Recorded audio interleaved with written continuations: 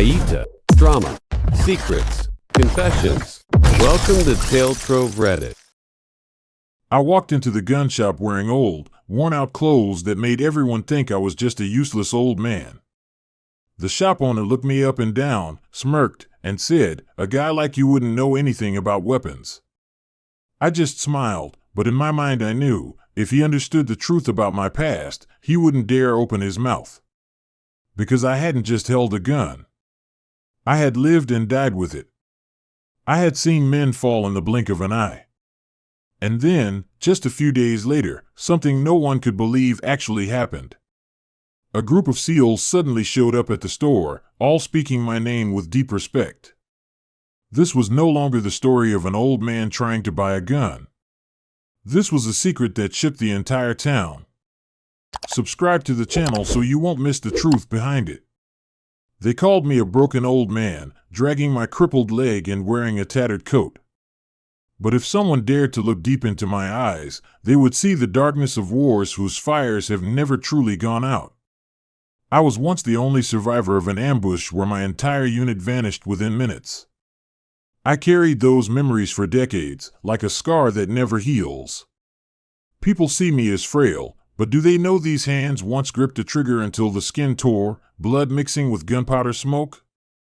Do they understand that every limping step I take is because of shrapnel still buried in my bones?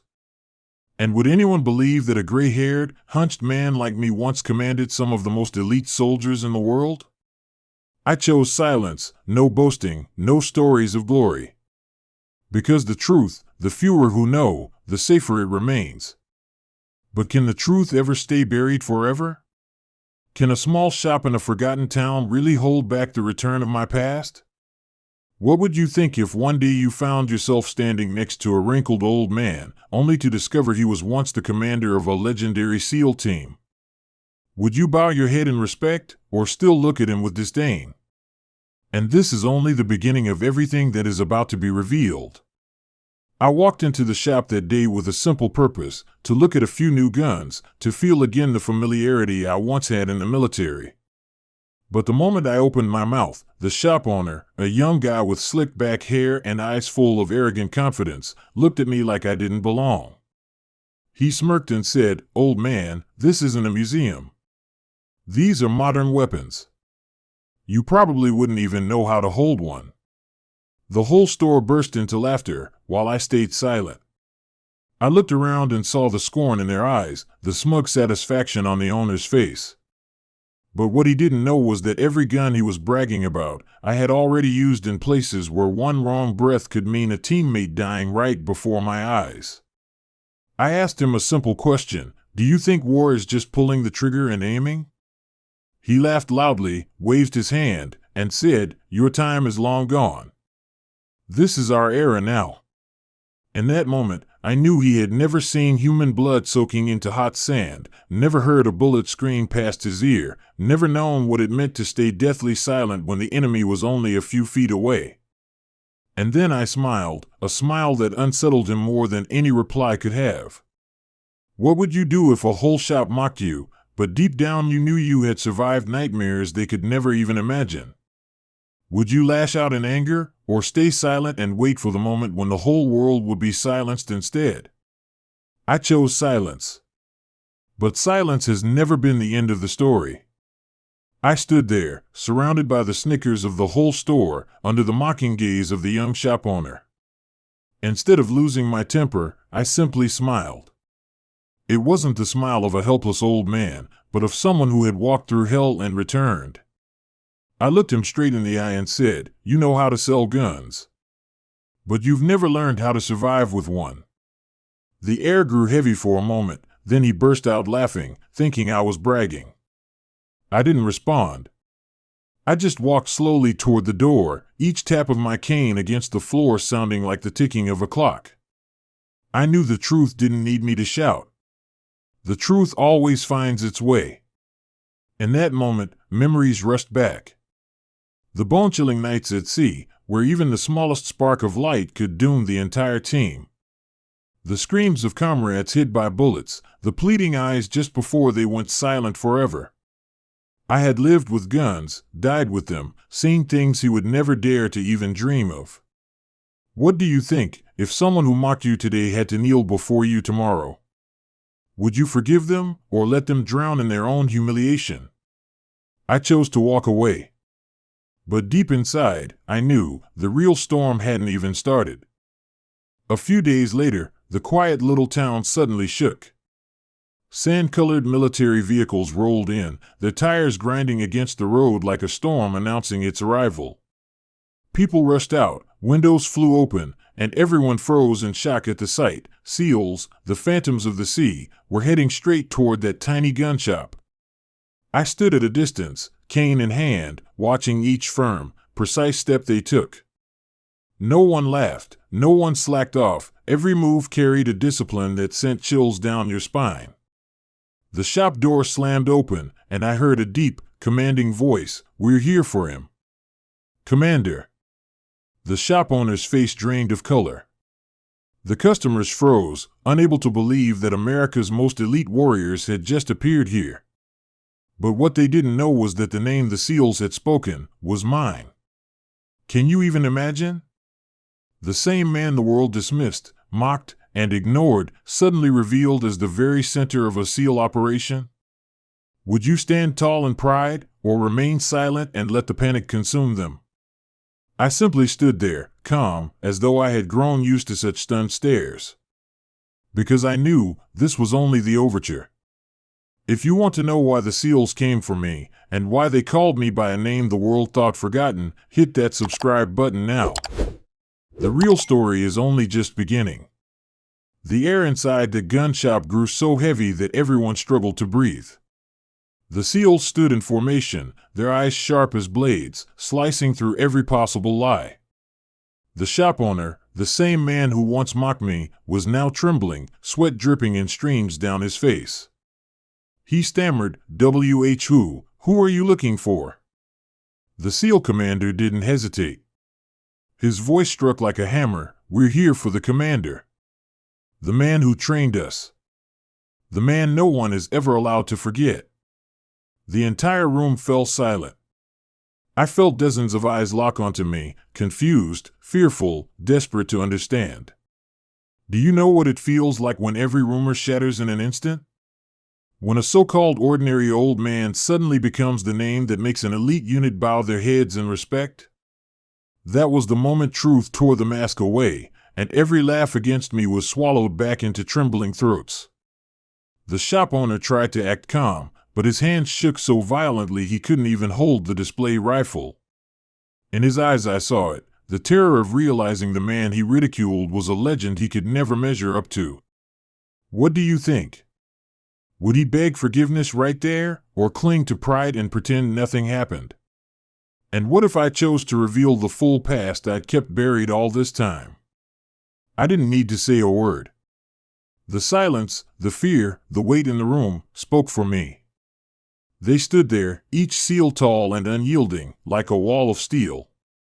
Then the commander stepped forward, his voice low, filled with respect. "Commander, we've found you."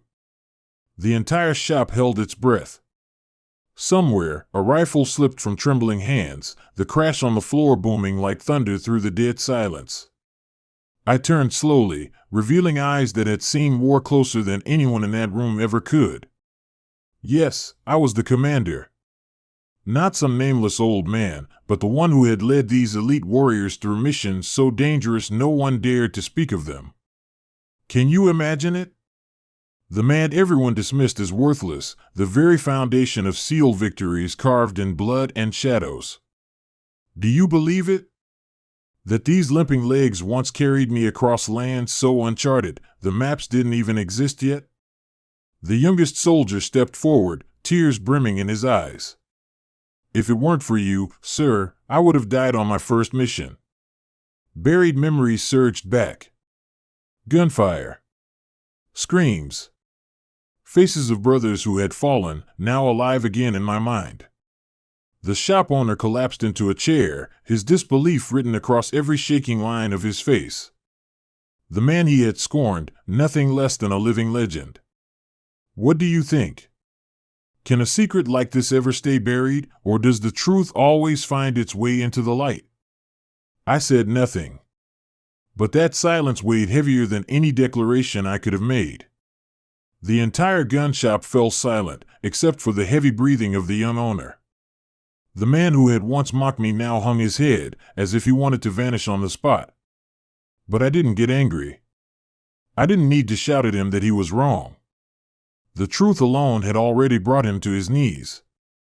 I walked slowly toward the counter, each tap of my cane on the tile sounding like a hammer striking his heart. I spoke softly, each word heavy as lead. Weapons aren't just for sale. They can save lives, or take them. Everyone in the shop felt a chill crawl down their spines. They realized the old man they had dismissed understood the true value of a gun better than anyone. What do you think? Could my silence be scarier than any threat? Would you choose to mock a stranger, or learn to listen before it's too late? The young owner lifted his face, eyes bloodshot, trembling as if he'd just escaped death. He wanted to apologize, but his throat went dry. As for me, I didn't need to hear a word. The respect of the SEAL team at that moment was enough to turn all past insults into a joke. The tables had turned. The one once looked down upon had become the center.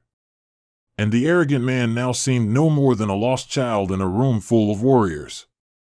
And I knew the real storm had not yet ended. In that moment, the entire room seemed to freeze. The SEALs all stood at attention, their eyes blazing, then raised their hands in a crisp military salute. The gesture, seemingly simple, shook the entire room. Because they weren't just saluting an old man. They were saluting a legend. I stood there, hands trembling, not from weakness, but as memories crashed over me like a storm. Gunfire. Cries of fallen comrades.